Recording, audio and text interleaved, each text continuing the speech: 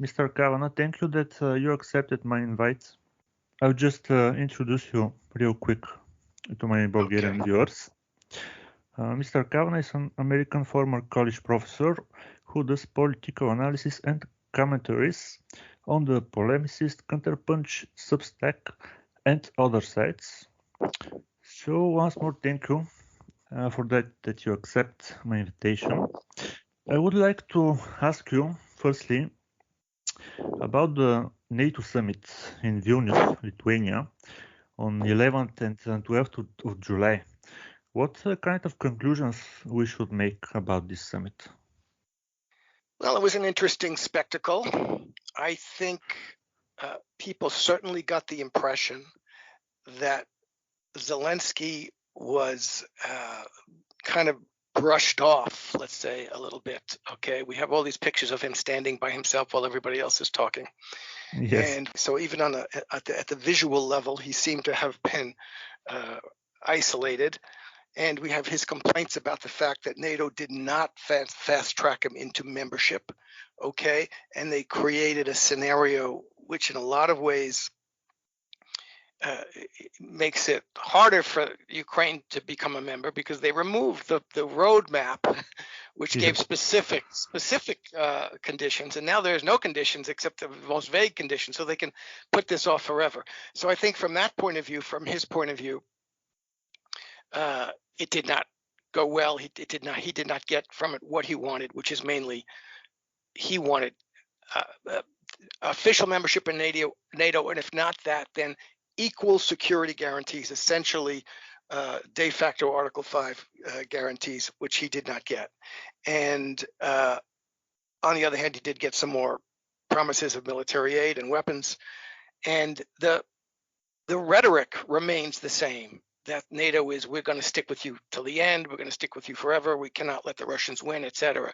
So it seems like NATO is kind of keeping its distance from him a bit, and a lot more than he would like, but I would not say, and I'd warn against anybody thinking that means that NATO is not going to fight or fight to the end with him, essentially. Yes. How Russia should react on this meeting? The results of the meeting. How should they react? Well, I don't know how they should react. I don't think it's going to make much difference to them. The situation for them is the same. Ukraine is a catapult of NATO. Ukrainian, the conflict they're in Ukraine is a conflict with NATO, in which the Ukrainian army, which was the best army in Europe in February of 2022, has been destroyed and rebuilt twice, and is now a NATO army. That's NATO is a shell for Ukraine is essentially a shell for a NATO led attack on Russia, which is being supplied and probably every day being directed and even manned to a certain extent by NATO personnel and U.S. personnel. So for Russia's point of view, this didn't make too much difference. It would have been a much more significant thing if NATO had done something to put Ukraine in more specifically into the NATO structure, but they haven't. Ukraine is a de facto NATO military client anyway, so doesn't change. I don't think it changes anything for Russia. Yeah, there were also talks about Sweden membership in NATO.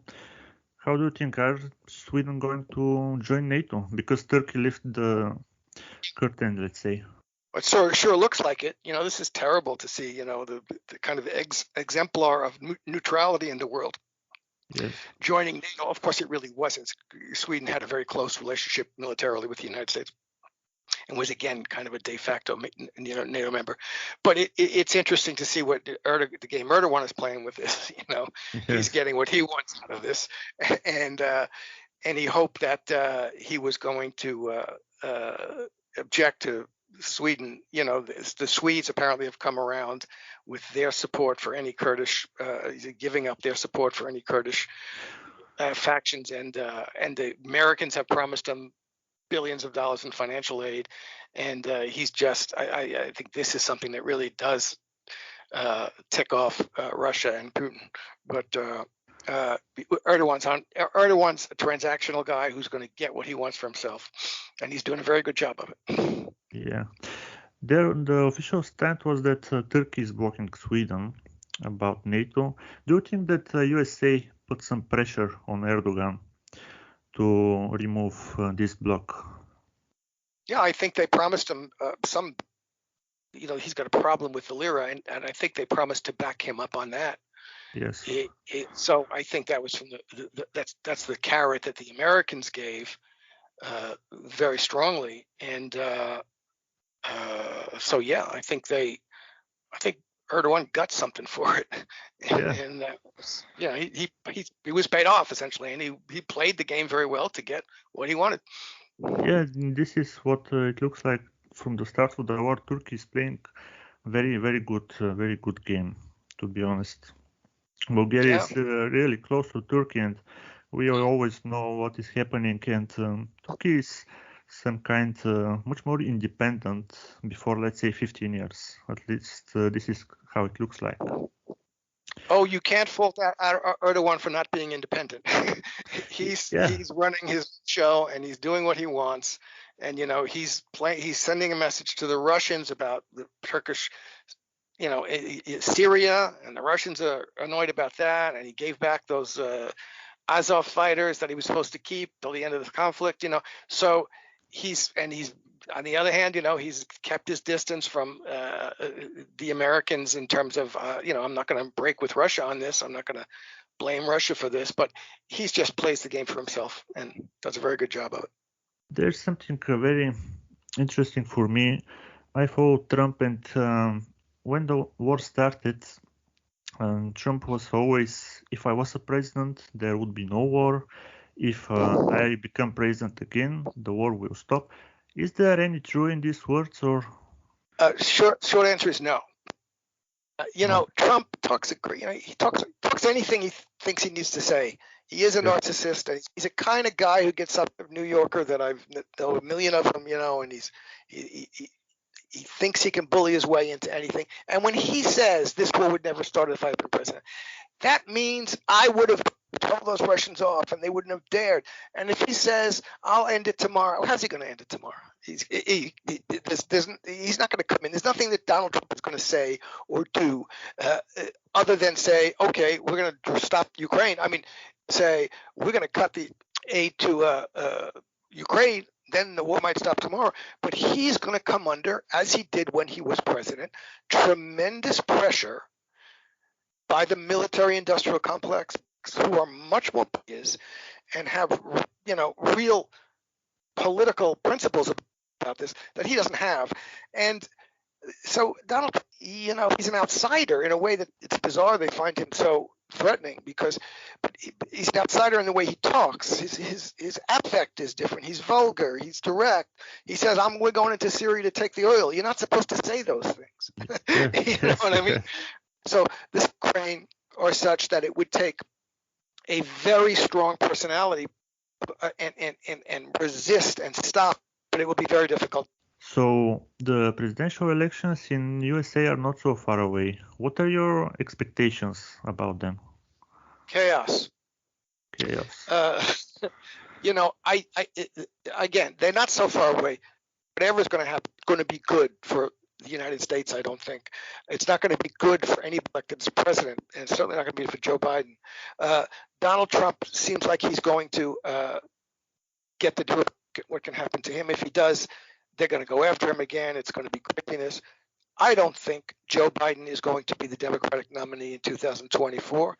I think Joe Biden's weaknesses are and become more obvious. I think he's got serious cognitive that are getting worse and are going to get worse more quickly and are going to be impossible to hide.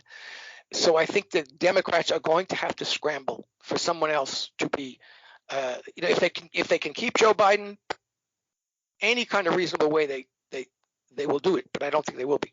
So I think they're going to be something else. Plus you have, as I say, the developments of Joe Biden himself. And you have all kinds of things developing in the world in the United States. They're going to very, very difficult to see exactly what's going to happen. Would say, he'll most certainly running around in circles trying to figure out what to do.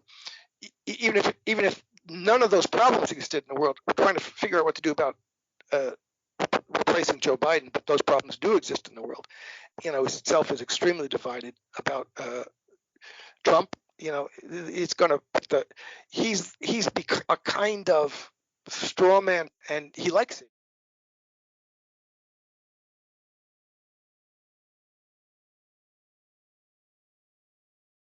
Благодарим ви, че изгледахте това видео. Ако желаете канала да продължи да се развива, да продължи да съществува, може да ни подкрепите, като си закупите чаша с вода. Повече информация за нея ще остане в описанието и коментарите под това видео. Също така можете да ни подкрепите и в Patreon, където ще имате достъп до ексклузивно видеосъдържание, част от което ще видите в момента на екрана. Също така ще получите и отстъпка за всички наши сегашни и бъдещи артикули, които са и които ще бъдат пуснати в продажба. Благодарим на всички наши абонати в Patreon и разбира се на тези, които изгледаха това видео. Благодарим ви и до следващия път.